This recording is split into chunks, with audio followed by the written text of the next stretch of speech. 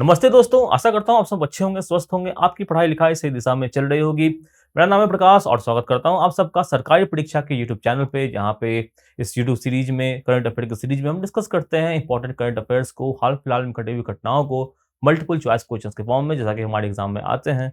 साथ में हम डिस्कस करते हैं इससे जुड़े हुए स्टैटिक पॉइंट्स को भी। तो इस वीडियो को लास्ट तक देखिए, एग्ज़ाम पॉइंट ऑफ व्यू से बहुत इंपॉर्टेंट है।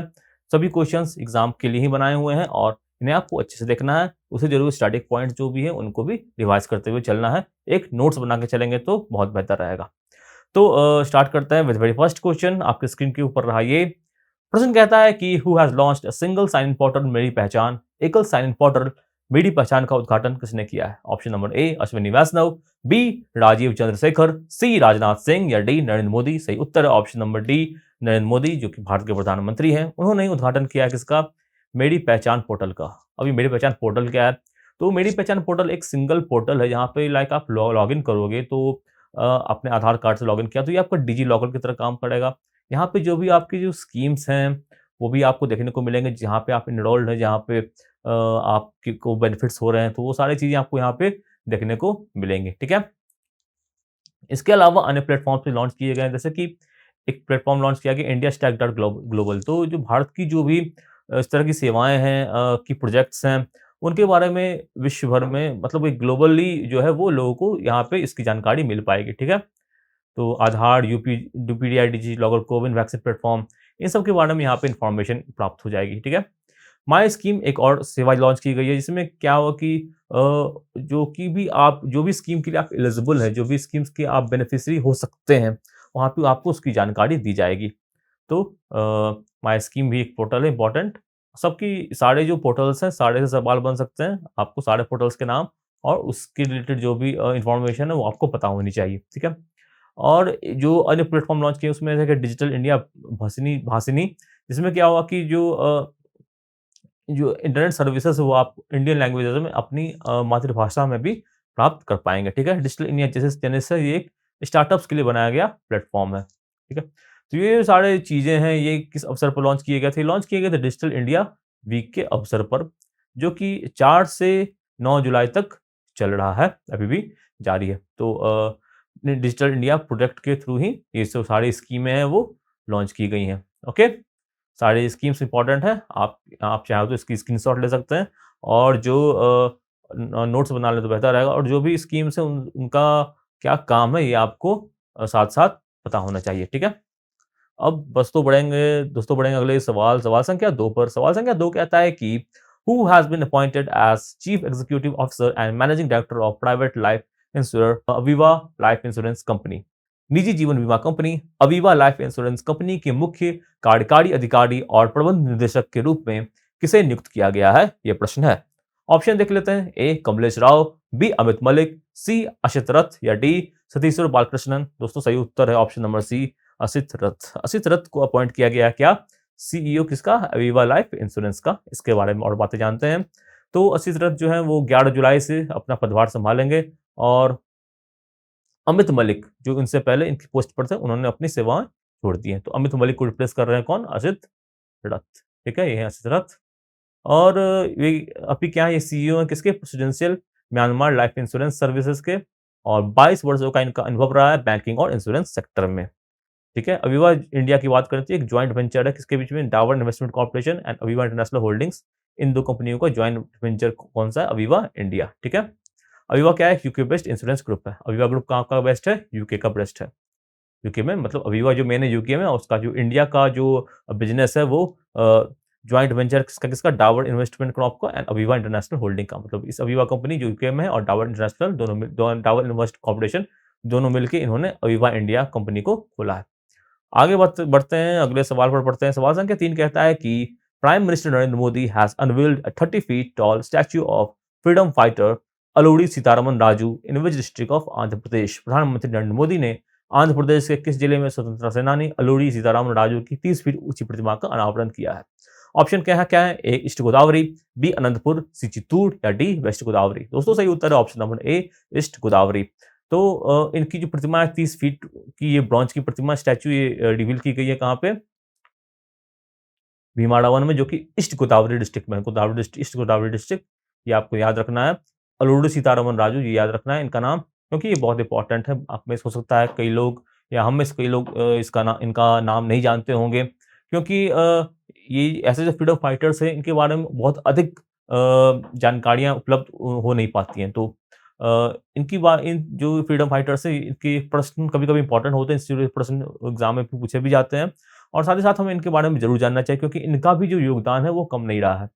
तो जो लोकल लीडर्स होते हैं किसी भी जगह के, वो उनका काम क्या होता है कि अपने जो लोग हैं, उनको एकत्रित करना, एक आंदोलन में इकट्ठा करना, और ये एक बहुत बड़ी बात होती है कि हम अपने जो हमारे जो लोग हैं, उनको एक साथ एकत्रित कर सकें और एक आंदोलन खड़ा कर सकें, ठीक है?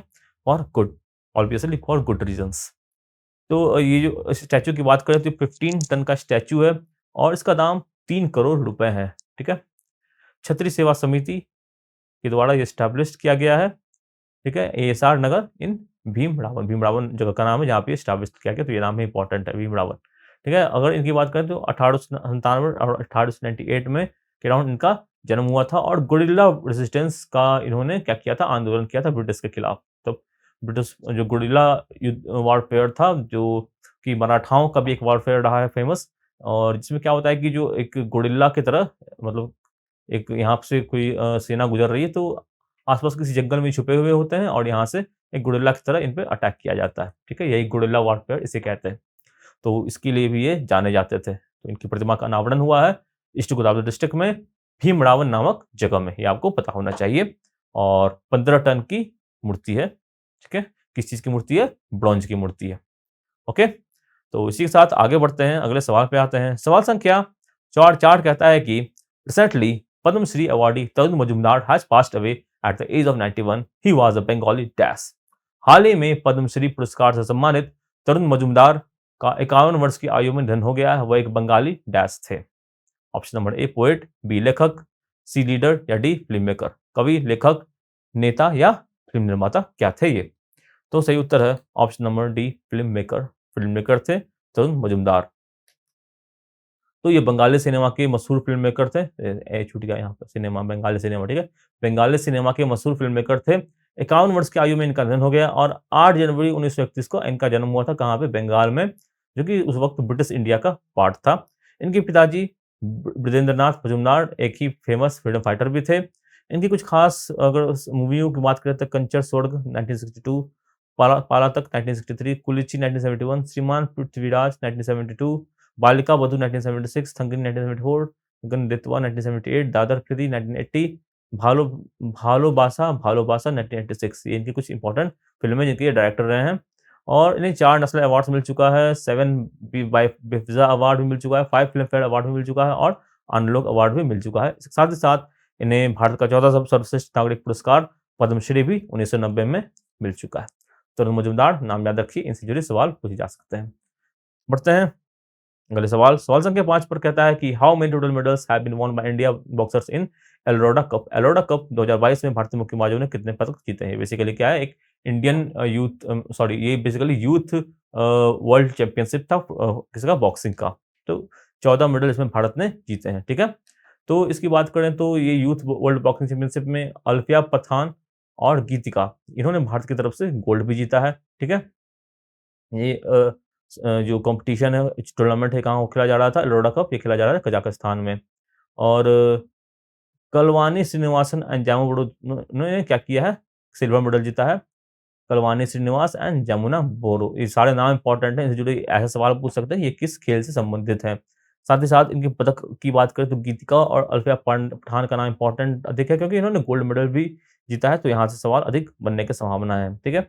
इनके यहाँ से भी सवाल बन सकते हैं। जिन्होंने सिल्वर जीता है, कालवनी श्रीनिवासन एंड जमुना बोरो, ठीक है? मेडल टैली की बात करें तो 2 गोल्ड, 2 सिल्वर और 10 ब्रोंज के साथ भारत ने इसमें कुल 14 मेडल हासिल किए हैं। तो अल्फिया गीतिका का ये क्या था? पहला डेब्यू था सीनियर इंटरनेशनल इवेंट में, ठीक है? India, Uzbekistan, Kazakhstan, Cuba, China and Mongolia के बड़े-बड़े पहलवान इस खेल में हिस्सा ले रहे थे, ठीक है?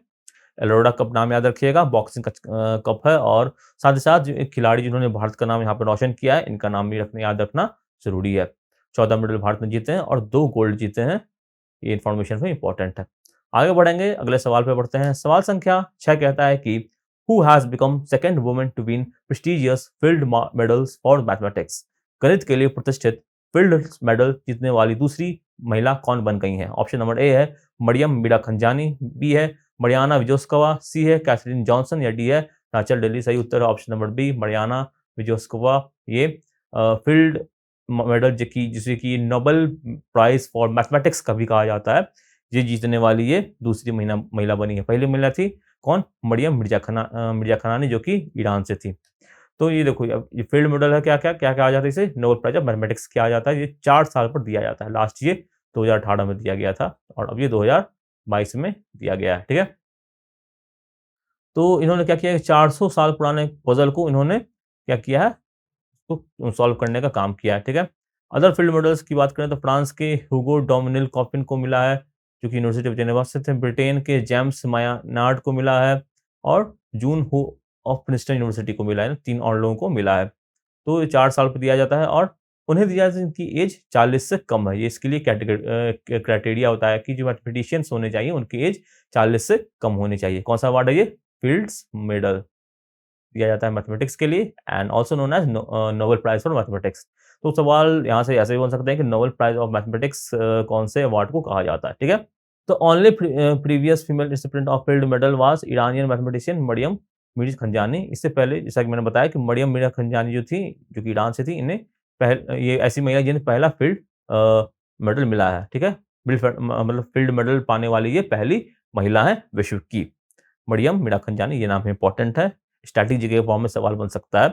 तो अगर एक और सवाल यहाँ से बन सकता है कि ये पुरस्कार जीतने वाले आखिरी भारतीय व्यक्ति कौन थे? तो उत्तर हो जाएगा अक्षय वेंकटेश, जिन्होंने 2018 में ये अवार्ड जीता हुआ है।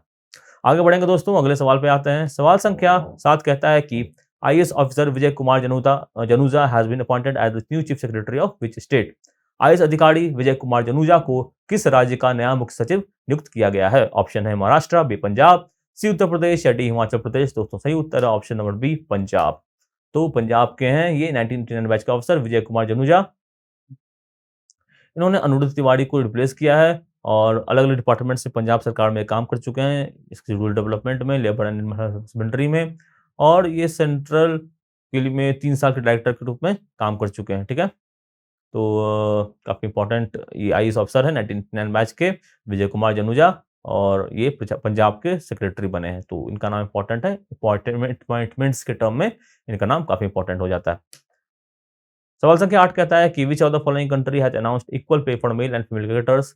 निम्नलिखित में से किस देश ने पुरुष और महिला क्रिकेटरों को समान वेतन देने की घोषणा की है? इंपॉर्टेंट सवाल है। ऑप्शन क्या-क्या है? England, India, New Zealand, Australia. सही उत्तर दोस्तों option number C New Zealand. New Zealand cricket के प्लेयर्स ने एक क्या किया, एसोसिएशन में 5 साल का डील साइन किया है मेल एंड फीमेल क्रिकेटर्स के लिए। मतलब लाइक कॉन्ट्रैक्ट की जो क्रिकेटर के साथ कॉन्ट्रैक्ट होता है बीसीसीआई का, भारत में भी होता है। तो उस तरह का कॉन्ट्रैक्ट जो न्यूजीलैंड क्रिकेट बोर्ड ने है उसने भी साइन किया है पुरुष खिलाड़ियों के साथ और महिला खिलाड़ियों के साथ, और इक्वल पे देने की यहाँ पे बात की गई है। ठीक है? तो सेम मैच फी, मतलब जो मैच फी मिलता है ना प्रत्येक खिलाड़ियों को, वो सेम रहेगा मेल के लिए प्लेयर के लिए भी और फीमेल के लिए प्लेयर के लिए भी। ठीक है? और ये across all formats and competition का मतलब हुआ कि टी20 हो, चाहे वर्ल्ड कप के मैचेस हों, या आप कह लो टेस्ट मैचेस हों, सब में जो फी जो है मैच फी जो है वो मेल और फीमेल खिलाड़ियों की वो सेम रहने वाली। आगे बढ़ते हैं। सवाल संख्या 9 कहता है कि who has been appointed as president of association of Indian university? Association of Indian universities के अध्यक्ष के रूप में किसे नियुक्त किया गया है? ऑप्शन नंबर ए है Suranjan Das, B Pankaj Mittal, C M D Tiwari या D doctor G C Chatterjee. सही उत्तर है option number A Suranjan Das. Suranjan Das जो कि अभी क्या है, ये वाइस चांसलर है कहाँ पे? जादवपुर यूनिवर्सिटी में। ओके, इन्हें अपॉइंट किया गया है president of association of Indian university. और 1 साल पहले की बात है जब इन्हें वाइस प्रेसिडेंट ऑफ एआईयू के रूप में भी नियुक्त किया गया था। ठीक है? 1 साल का इनका टेन्योर रहेगा 1 जुलाई से स्टार्ट होके। और ये जो कहाँ एसोसिएशन है, ये कहाँ पे है? इसका जो ऑफिस है ये वो दिल्ली में है। ये क्या करता है? Core syllabus, standards, credit for universities, इन चीज़ों की देख-रेख करता है कि यहाँ पे इन चीज़ों में किस तरह का काम हो रहा है, किस तरह की डेवलपमेंट हो रही है। इसी के साथ बढ़ते हैं अगले सवाल पर। सवाल संख्या 10 कहता है कि who has become the new finance minister of Britain after Rishi Sunak's resignation? Rishi Sunak के रेजिग्नेशन इस्तीफे के बाद ब्रिटेन का नया वित्त मंत्री कौन बना है? ऑप्शन नंबर ए मिसाल डोनाल्ड, बी है नादिम जहावी, सी है डोमिनिक रॉब या डी है एलिजाबेथ ट्रस। सही उत्तर दोस्तों option number B Nadhim Zahawi. Nadhim Zahawi जो है वो कौन बने हैं? नए वित्त मंत्री बने हैं कहाँ के? ब्रिटेन के। तो पहले ये पोस्ट पे कौन थे? पहले ये पोस्ट पर थे भारत के ही कौन? ऋषि सुनक। तो इन्होंने अब रिज़ाइन कर दिया है और 55 वर्ष के जो नादिम जवाहिरी हैं वो अब क्या बन गए हैं? यहाँ के फाइनेंस मिनिस्टर। तो यूगॉव नामक जो कंपनी इन्होंने इसके खड़ा होने में इम्पोर्टेंट योगदान किया था और 2010 में एमपी बनने से पहले ये कंज़र्वेटिव पॉलिटिक्स जो ब्रिटेन की में जो 2 पार्टियाँ होती हैं कंज़र्वेटिव पार्टी और लेबर पार्टी, तो कंज़र्वेटिव पार्टी के ये नदीम जवाहिरी कंज़र्वेटिव पार्टी के से बिलॉन्ग करते हैं, ठीक है? तो मिकेल डोनाल्डन ये जो इम्पोर्टेंट नाम है क्योंकि ये अब बन गए कौन? एजुकेशन मिनिस्टर जो कि पहले जहावी थे। पहले जहावी एजुकेशन मिनिस्टर थे इससे पहले और अब मिकेल डोनाल्ड एजुकेशन मंत्री बन गए और जहावी क्या बन गए? ये बन गए फाइनेंस मिनिस्टर। ठीक है दोस्तों? तो इसी के साथ समाप्त करते हैं आज करंट अफेयर सेशन को। अच्छा अगर वीडियो अच्छा लगा हो तो लाइक कीजिए, शेयर कीजिए दोस्तों के साथ, कमेंट में लिखिए किस तरह के आप और वीडियो देखना चाहते हैं और साथ ही साथ सब्सक्राइब कीजिए सरकारी परीक्षा को और बेल आइकन दबाना तो बिल्कुल ना भूलिए। इससे क्या होगा जो भी इम्पोर्टेंट नोटिफ़िकेशंस आएँगी या जो भी इम्पोर्टेंट कंटेंट आएगा वो आपको तुरंत देखने को मिल जाएँगे। ठीक है दोस्तों? तो इसी के साथ समाप्त करते हैं सेशन को। स्वस्थ रहिए, सुरक्षित रहिए, पढ़ाई-लिखाई करते रहिए अच्छे से और एग्ज़ाम्स क्रैक करते रहिए and have a nice day. Thank you. जय हिंद।